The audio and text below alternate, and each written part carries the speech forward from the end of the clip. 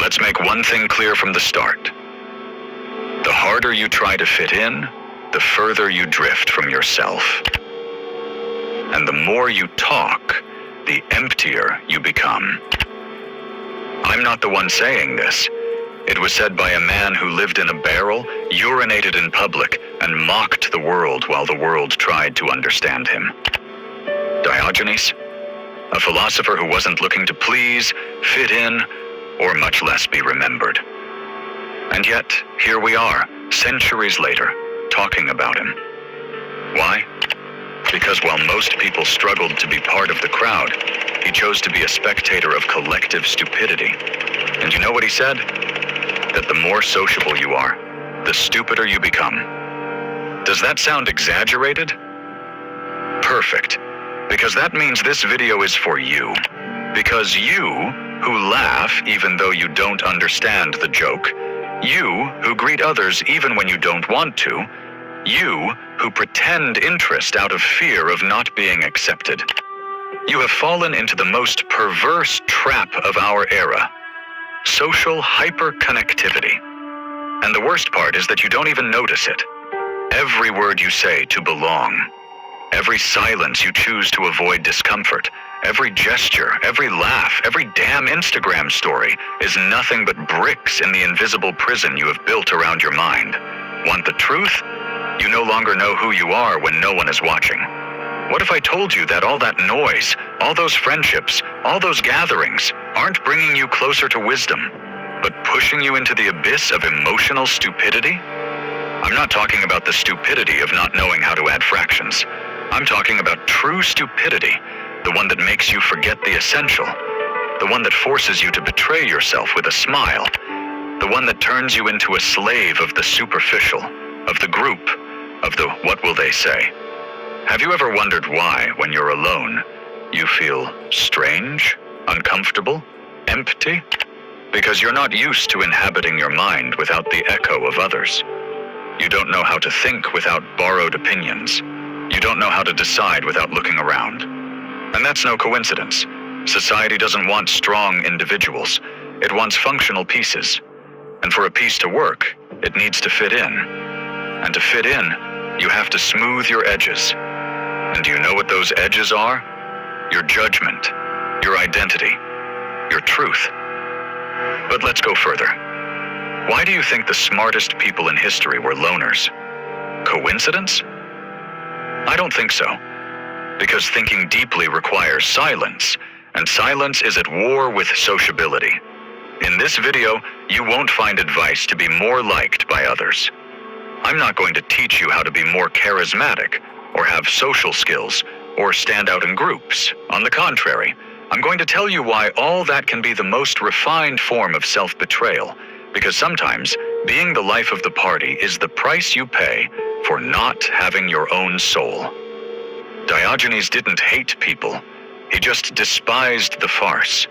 He knew that where there is too much word, there is little truth. Where there is too much company, there is little judgment. And he didn't say it from the comfort of an armchair, nor from a university lectern. He said it living like an animal, but thinking like a god.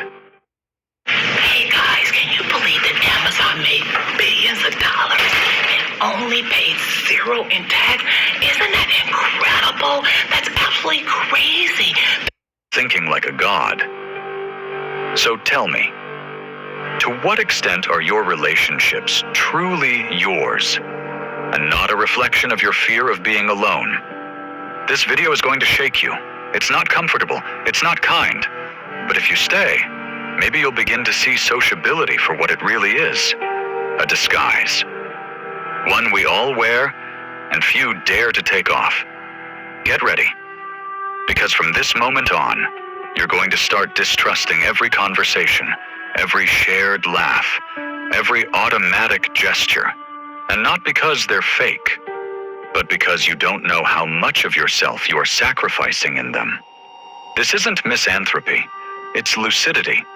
It's a journey to the most uncomfortable part of the human condition, the fear of isolation, and how that fear slowly turns you into one more copy of the system you said you wanted to question.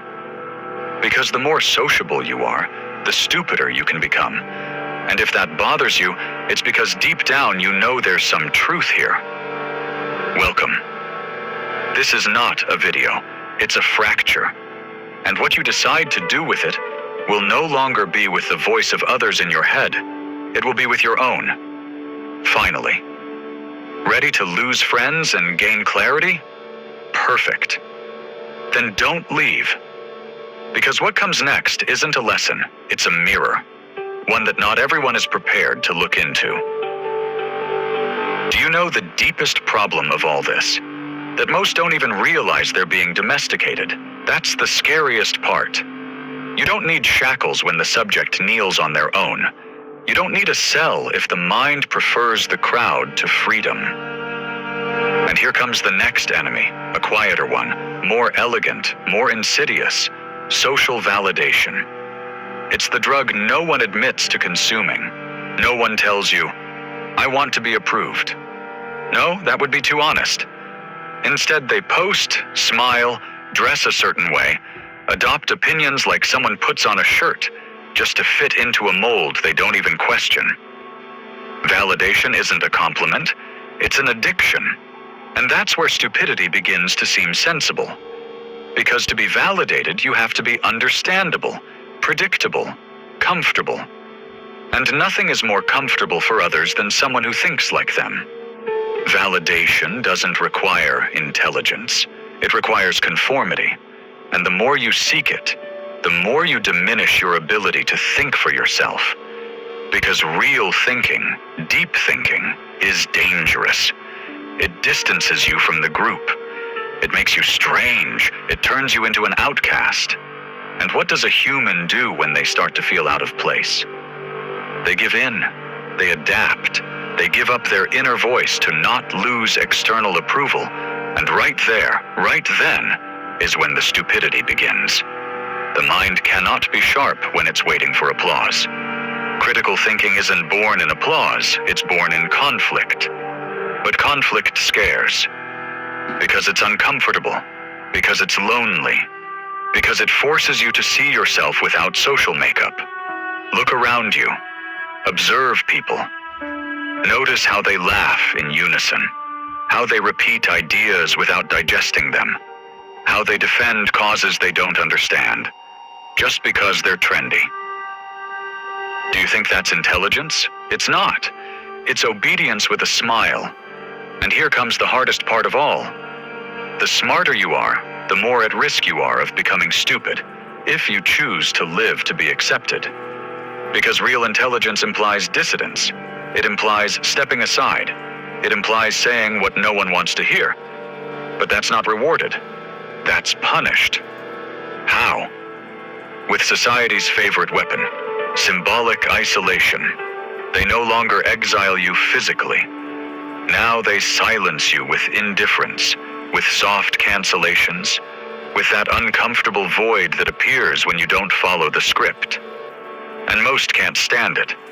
They'd rather get lost in the crowd than face the desert of authenticity. Want brutal proof of this? Watch what happens when someone in a group expresses an unpopular opinion. You see it on their face. Doubt, self-correction, trying to soften it. They know they're touching a nerve. And they're not afraid of being wrong. They're afraid of being alone. That's the point. We no longer live in fear of error. So I finally got my claim for my car accident. I'm a little bummed. Really? They only offered me $5,000. What? I know. $5,000? I feel like that does not sound right because I had a car accident and I got offered $52,000. We no longer live in fear of error. We live in fear of isolation.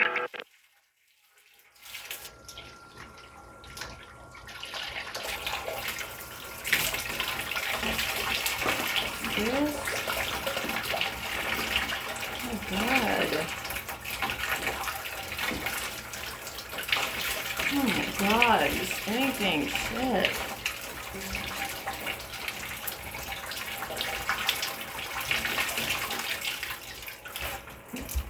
Number 1, the door in the face technique.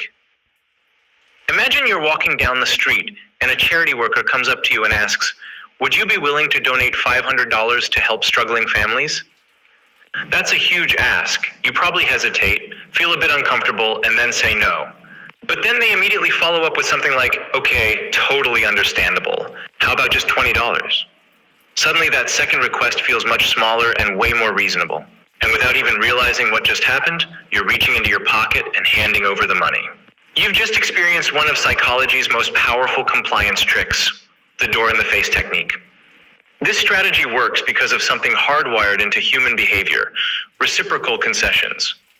When someone makes a big request and then backs off with a smaller one, we naturally feel like we should meet them halfway, as if we owe them something just for compromising. Psychologists have tested this technique in many studies. In one famous experiment, researchers first asked students to volunteer 2 hours a week for 2 years at a juvenile detention center. Unsurprisingly, everyone said no, but then the researchers immediately followed up with a smaller ask. Would you at least be willing to chaperone a group of kids on a one-day trip to the zoo? 3 times more students said yes to this smaller request, compared to when the zoo trip was asked as a standalone favor. Why? Because after turning down something extreme, the second request felt like no big deal. And this technique isn't limited to psychology experiments, it's everywhere. In negotiations, for example, a salesperson might start with a ridiculously high price, only to generously lower it to the number they actually wanted all along. You feel like you got a bargain, but really, you just got played. It's also used in law enforcement and interrogation rooms. A detective might throw a wild accusation at a suspect, maybe even suggest a life-ruining punishment, and then offer a reduced charge if they confess. That lesser charge suddenly feels like an escape, but in reality, it's a trap. On a more sinister level, this same principle is used by manipulative people and controlling organizations. Cults, abusive partners, and high-control groups often start by demanding something extreme: total obedience or a painful sacrifice, knowing it's too much. But when they follow up with something that seems smaller, like just a little loyalty or one small compromise, it feels manageable. And suddenly, you're in, because the real trick isn't getting what they asked for. It's making you believe you wanted to say yes. Number 2, hoovering, the manipulation that pulls you back in. One of the most deceptive manipulation tactics doesn't come in the form of anger or threats. It doesn't push you away. It pulls you back in right when you're about to break free. It's called hoovering. This tactic is designed to suck you right back into a toxic cycle, just when you thought it was finally over. The name comes from the Hoover vacuum cleaner, and because that's exactly what it does. It draws you back in, just as you're gaining some distance. It's used by narcissists, emotional abusers, and manipulators who can't stand the idea of losing control over you. And it works because it preys on something very human: hope. The hope that this time maybe things will be different. Take Charles Manson, for example. When members of his cult tried to leave, he didn't always use threats. Instead, he pulled them back in with affection, validation, and a false sense of belonging. He made them feel special, irreplaceable. He convinced them that the world outside could never understand them like he did. His goal wasn't just to get them back, and it was to make them willingly give up control all over again. Hoovering doesn't always look the same. It can take many forms. The love bomb. Hoover, suddenly the manipulator is overflowing with affection. They say they've changed. They send you songs you used to love. They bring up old memories. They act like the person you wished they were, but only long enough to get you back. The pity Hoover? If love doesn't work, they try guilt. They say they're struggling. They're sick, depressed, in crisis.